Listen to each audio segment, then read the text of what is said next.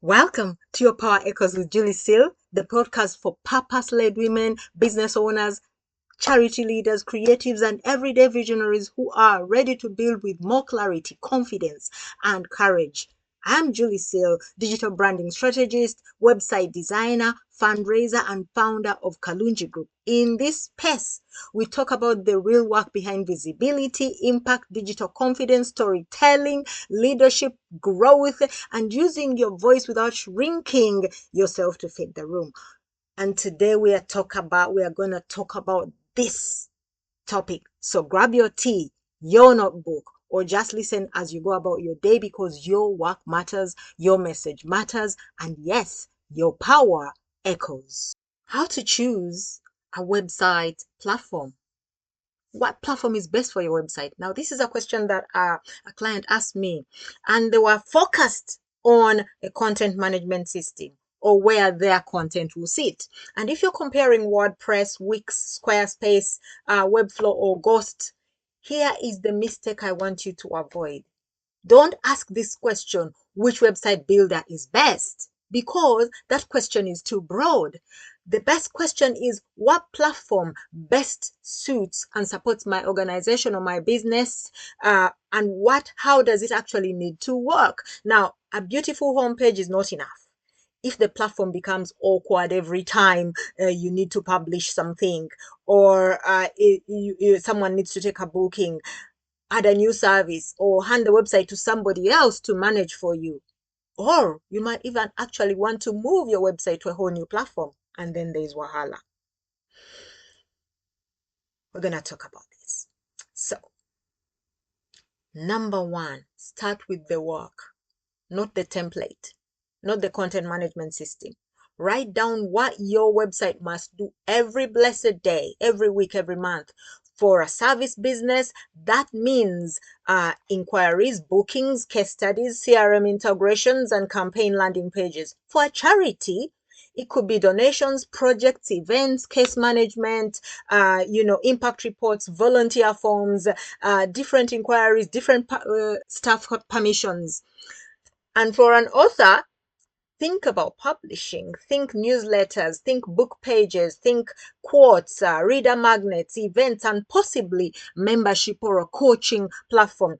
So the operating list should drive the platform decision, not the other way around. For instance, we are designing a website for a community, for a constituted community here in Merseyside. And their current website is all over the show. Like there is no clear client guidance. There is no clear process that guides the person or the visitor to, this is the next stage, this is the next thing. And there's nothing to do. There's no inquiry page for inquiries. There's no clear donation process.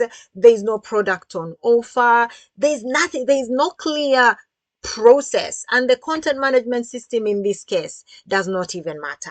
So you need to know what your website is going to do, what your business is doing. Number two, match your platform to the job. So my practical shortlist is simple. WordPress is the strongest all-rounder when you need flexibility and room to grow. Wix is worth serious consideration when a smaller team wants bookings, contacts, marketing tools in one ecosystem. Squarespace works well with polished presentations. Straightforward publishing matters the most. Wix and Weebly are right about the same. Webflow suits design-led organizations with structured content and skilled support. So you must have people who know what they're doing to use Webflow. Now, if you're an author, Ghost is particularly strong for you. Your newsletter, your membership, your publishing model, your business will work well on Ghost. So the winner depends on the job, not the logo, not the software, not the content management system. And don't let a website designer decide for you that information, because 3, 4, 5 years down the road, you might actually be paying somebody else to move your website to a more practical solution, which you could have done right from the get-go. Number 3, use the 36-month test. Do not build only for the organization you are today or you think you're going to be in 12 months. Ask what is realistically likely to change in the next 3 years. 2 to 3 years is a good window to consider. Consider, are you going to be dealing with more programs? Are you going to be dealing with more services? Are you going to have more staff? Will you have a membership? One of our clients needed a membership platform to build a community around, and so we created a membership platform. But that membership platform needed annual subscription. So when the subscription is not paid, what happens to that platform?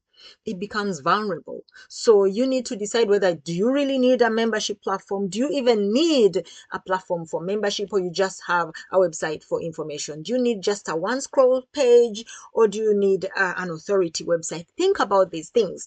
And are you a business with several locations, and therefore you'll have different people updating? For instance, you could be a real estate service, and therefore you have different locations of your business across the nation, or even across a region, and you have different listings coming in. You need to allow different offices and different staff to actually be able to update your website on new listings, remove old listings, things like that, change prices, all that stuff. So if success would force you to rebuild the whole site, the platform may be too small for the redirection or the direction you're going to. And so choose the credible next stage, not the imaginary few, and not an imaginary present. Think about the bigger picture.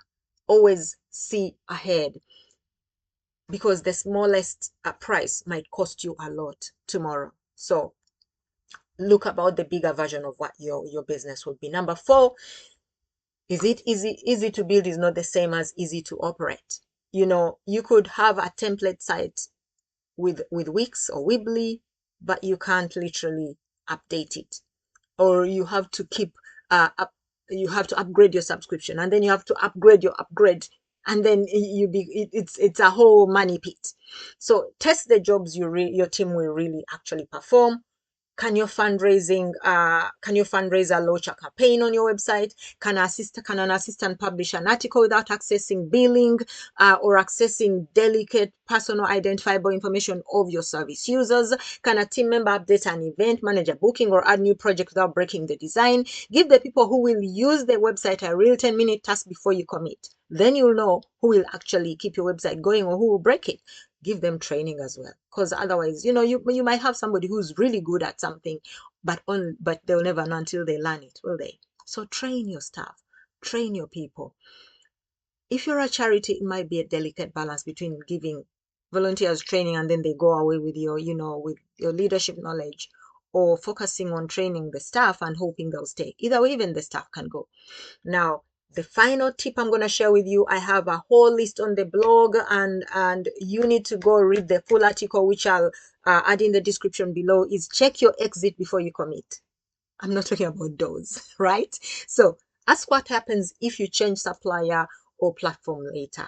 For instance, you could decide to change from Wix to WordPress. Will you be able to download and import your website in WordPress without it breaking?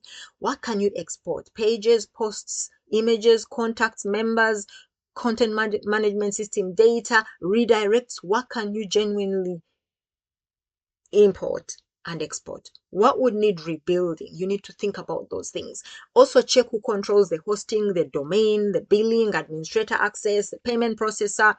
Migration questions should sound boring when a site is new. When you're like, I haven't even started the website, why are you talking to me about migration? But they become very important when an organization has 5 years of content sitting inside it and no one can access it because it's all been archived, or literally the website is breaking every 2 minutes, no one can update it, things like that. So before you choose a website platform, remember 5 things. Start with how you work, match the platform to the job, use the 36-month test real operating tasks, and understand the exit route. I have broken all this down in much more detail, including a comparison of the top website builders for service businesses, for charities, for non-profits, and for authors in a full Kalungi group blog post. Use the link in the description to read it. And if you want help translating your requirements into the right WordPress build, visit kalungigroup.com and explore our website design services.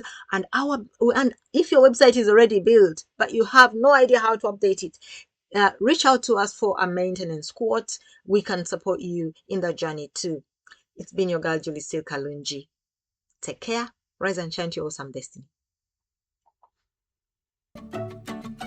Thank you for geeking out with me today on Your Power Echoes with Julie Steele. If today's conversation moved you in any way, encouraged you, challenged you, or gave you something useful to think about, please share this episode with someone who needs it. You can also follow us. Kalungi Group is our handle all over the socials. Leave a review and connect with me through the links in the show notes and in the description. Until next time, keep showing up with courage, clarity, and purpose. Your voice matters, your work matters, and always remember, your power echoes.